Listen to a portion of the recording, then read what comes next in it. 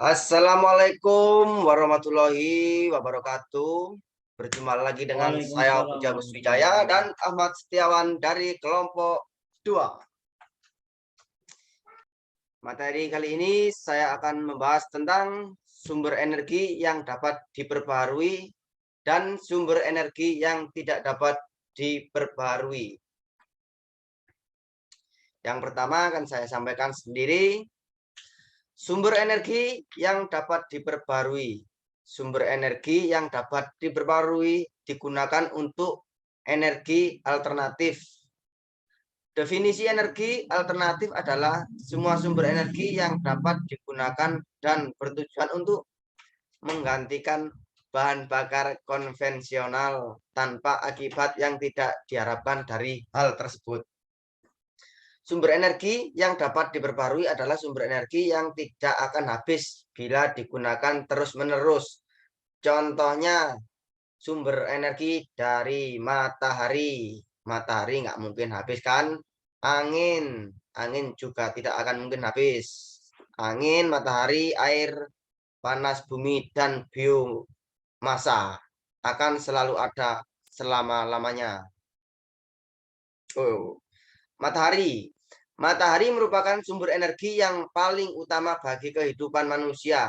Energi yang dipancarkan oleh matahari dihasilkan dari reaksi fusi, yaitu penggabungan 4 inti hidrogen menjadi inti helium yang terjadi di dalam inti matahari. Energi matahari dapat dikonversi ke bentuk energi lain seperti panas, listrik menggunakan pembangkit listrik tenaga surya atau bisa disebut juga PLTS. Menurut World Meteorological Organization WMO, energi matahari dihasilkan dalam dua cara utama, yaitu sel surya atau solar cell. Yang kedua, tenaga surya terkonsentrasi, concentrated solar power atau CSP. Angin. Energi angin adalah energi yang dihasilkan udara dan berembus di permukaan bumi setiap hari. Energi angin bisa diubah jadi mekanik dengan tujuan menghasilkan usaha. Mengutip buku Ekologi Lingkungan, penggunaan energi angin dimulai sejak abad ke-7 sebelum Masehi. SM itu sebelum Masehi oleh bangsa Persia yang menggunakan kincir angin untuk menggiling padi, memotong kayu, dan menghasilkan bentuk energi mekanik lainnya.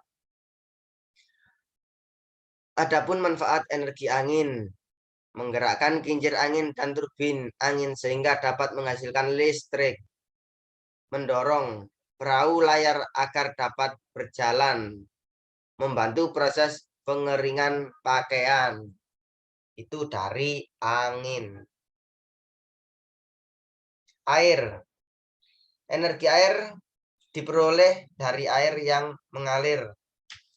Energi air menghasilkan tenaga air atau hydropower yang memanfaatkan gerakan air dari bendungan.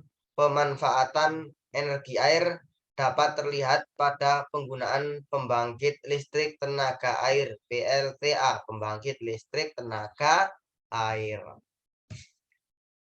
Pada bagian bawah bendungan terdapat turbin pada lubang-lubang saluran air, yaitu fungsinya untuk mengubah energi kinetik dari gerakan air menjadi energi mekanik untuk generator listrik.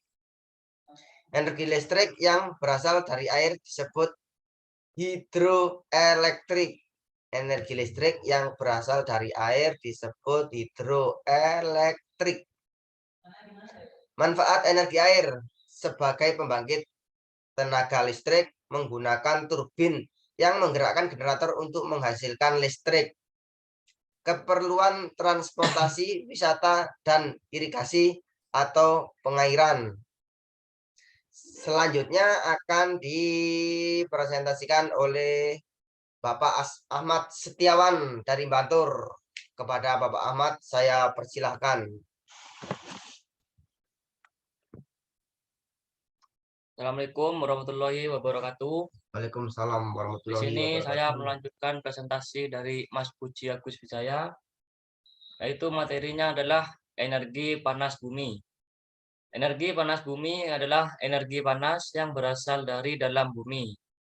Energi panas ini tepatnya dihasilkan di dalam inti bumi, yaitu kira-kira pada kedalaman 6.400 km dari permukaan bumi. Sebagaimana dijelaskan dalam buku Ajar Energi Baru dan Terbarukan. Panas bumi berasal dari inti luar bumi yang terbentuk dari batuan cair panas yang disebut magma. Panas bumi timbul karena peristiwa peluruhan partikel-partikel radioaktif dalam batuan tersebut. Jika panas bumi mencapai reservoir air dalam tanah, maka muncul sumber air panas alami atau hot spring. Yang selanjutnya, biomasa. Biomasa adalah keseluruhan makhluk hidup atau mati. Sumber energi biomasa dapat berasal dari tumbuh-tumbuhan, binatang, mikroorganisme, dan bahan organik, termasuk sampah organik. Biomasa perlu dikonversi agar dapat digunakan sebagai sumber energi. Mengutip publikasi Institut Pertanian Bogor, IPB. Secara umum, teknologi konversi biomasa menjadi bahan bakar dapat dibedakan menjadi 3, yaitu pembakaran langsung, konversi termokimiawi, dan konversi biokimiawi. Yang selanjutnya, sumber energi yang tidak dapat diperbarui. Sumber energi yang tidak dapat diperbaharui adalah sumber energi yang tidak dapat diisi atau dibuat kembali oleh alam dalam waktu yang singkat. Bukan proses berkelanjutan. Definisi ini tercantum dalam buku Energi dan Perubahannya. Sumber energi tak terbaharui diperoleh dari perut bumi dalam bentuk cair, gas, dan padat. Sumber energi tak terbaharui diantaranya minyak bumi dan batu bara. Yang pertama, minyak bumi. Minyak bumi merupakan cairan pekat yang berada di lapisan atas kerak bumi.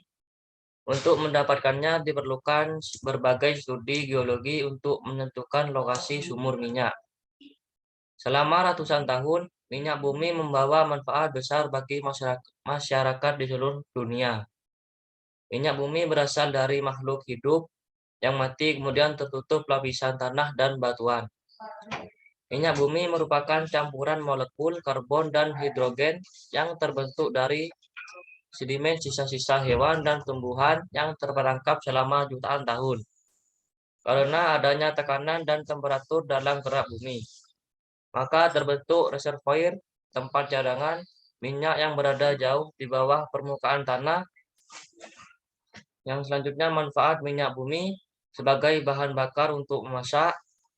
Sumber bahan bakar adalah transportasi, bahan pembuatan atau sintesis senyawa dalam produk cat, kosmetik, plastik, karet, deterjen, dan lain sebagainya.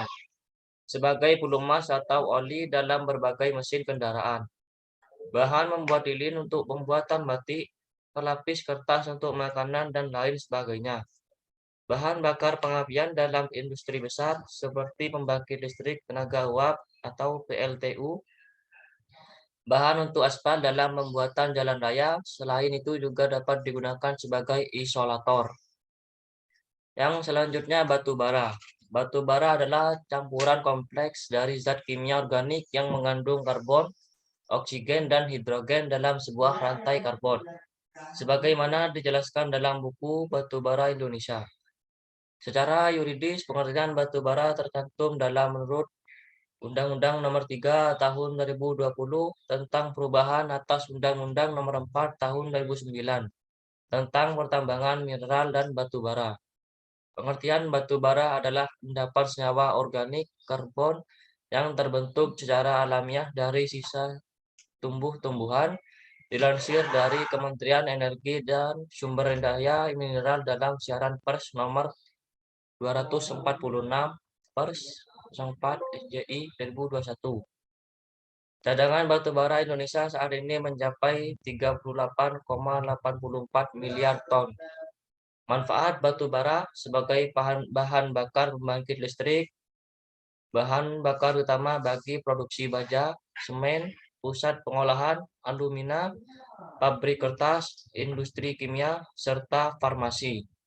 Produk-produk hasil sampingan batu bara antara lain sabun, aspirin, zat pelarut, pewarna, plastik, dan fiber.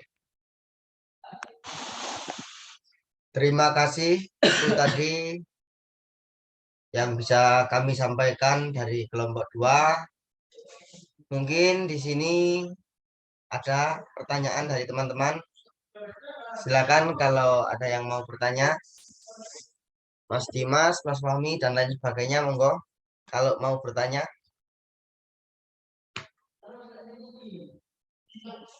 Halo, cek Saya mau 1. bertanya, Mas Puji. Assalamualaikum. Waalaikumsalam. Saya mau bertanya tentang bahan bakar konvensional itu apa saja ya, Mas? Seperti Bentar. apa? Terima kasih. Sebentar ya, masih kurang kencang. Bisa Mohon maaf. Bisa diulangi lagi, Mas Dimas, untuk bertinyi ini. Bahan bakar konvensional itu seperti apa dan contohnya apa? Terima kasih. bahan bakar konvensional Itu apa? Itu apa dan contoh? Terima kasih, Mas Dimas. Mungkin pertanyaan dari Mas Dimas bisa saya tampung dulu. Mungkin dari teman-teman yang lain ada yang bisa ditanyakan atau mau bantu menjawab pertanyaan dari Mas Dimas. Monggo.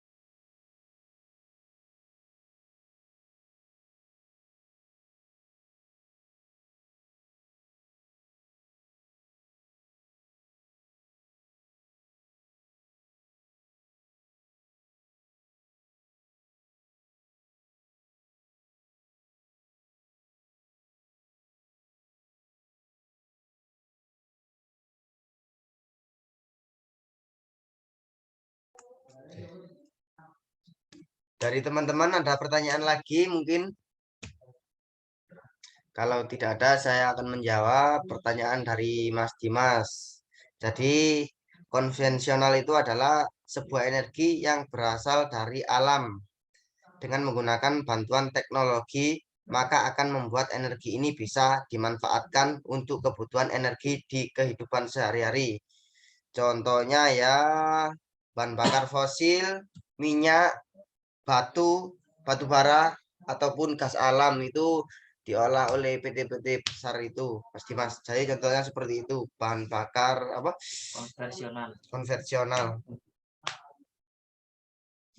Diolah lagi, Kalau itu, Mas, energi nuklir itu apakah termasuk juga dari sumber konvensional?